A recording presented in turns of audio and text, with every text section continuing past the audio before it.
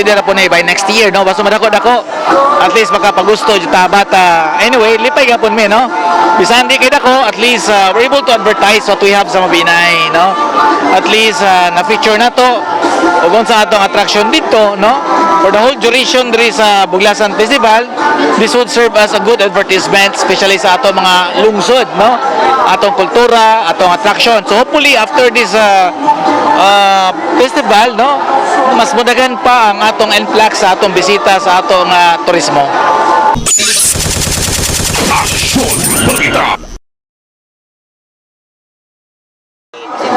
Yes.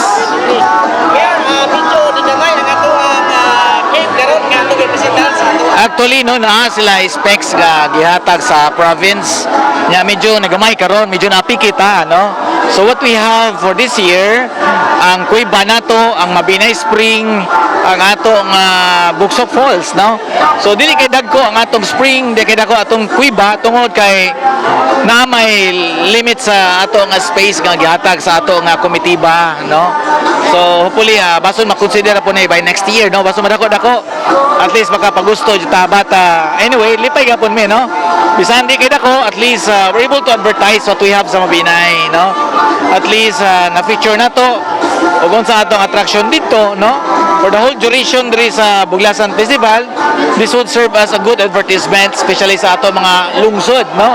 Atong kultura, atong attraction. So hopefully after this festival, no, mas mudagan pa ang atong influx sa atong bisita sa atong turismo. Okay, so Mayor, sa pila ito ang na-budget aron sa LGU na ito Actually sa atong budget sa tibok atong participations Buglasan, because dili lang kani atong entry kay sa atong luyo, kun dili na po tayo lain mga activities nga giatendihan, no. Usahan na katong festival of festivals, ang atong Langob Festival ato pong gidala dire, no. So we're spending more or less nas mga 3 million or more, no. Anyway, it doesn't matter, no. Importante lang, even if we spend that much, importante nga atong na-advertise what we have, no. Ang atong Buglasan Festival, ang atong gi-showcase sa mga lungsod, ang atong mga kultura, atong mga attraction, no. So if we spend, but in return advertise na nato what we have sa atong mga respective localities. Okay, so Mayor, kasi mo pagkataon ni kani atong sit up dibog sa Pinaport. Yes.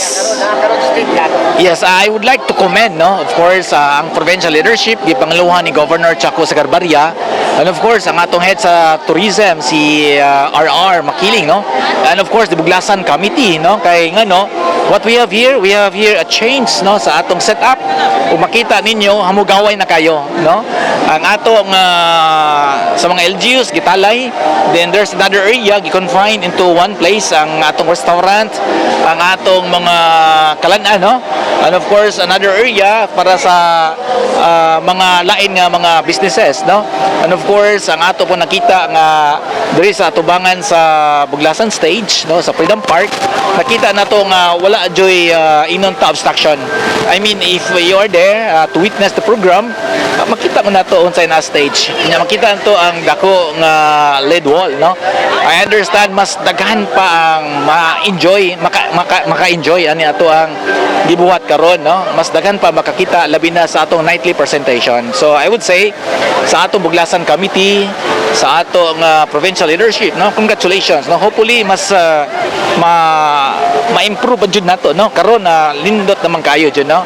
Mas ma-improve pa nato ang ato nga presentation next year, and more will participate and more nga makabisita nato diri sa ato nga Buglasan Festival. So congratulations, no, Governor Chaco Sagarbarria, and of course sa ato nga Buglasan Committee, congratulations. You have, of course, it's really a job well done, no. So Mayor, atong isa-isay, atong karon usay makita nato sa sulod. Makita na to sa sulod, no.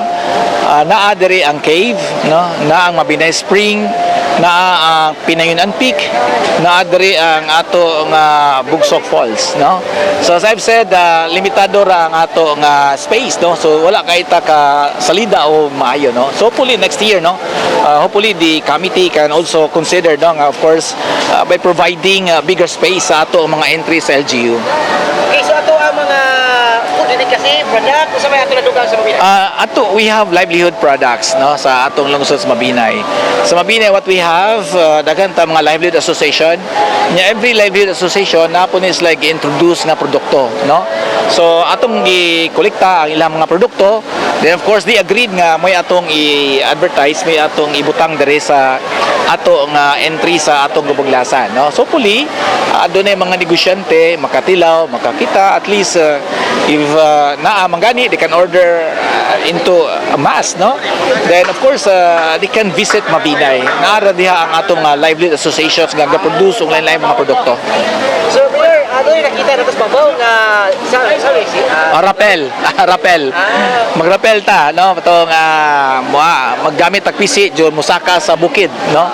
So it's like it's really interesting no. It's really exciting kaning sports no kaning rappelling. So we have it also diri sa ato nga area. So, Mayor, last na, sayot na nga construct pa ang uban dito nga mga boots kaya ng LGU sa Mabinay, finish na ba nito? Ato yung finishing touches na lang no. Our firm now ato nang i-abri of course with the governor uyang mga bisita then probably ato pa ding mahuman no. Ato pa ding mahuman.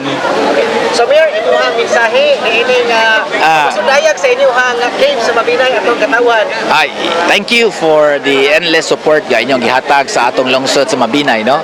What we have here kuan naman guni no but for presentation naman ni but the best place jud ideally ato jung ato na lungsod sa Mabinay no. Mas makita nato ang mga distinct yung mga stones no like the stalactites and stalagmites. What we have there are really world class caves no. We have more than 300 caves no. Ang Mabinay is considered as the cave capital of the Philippines no.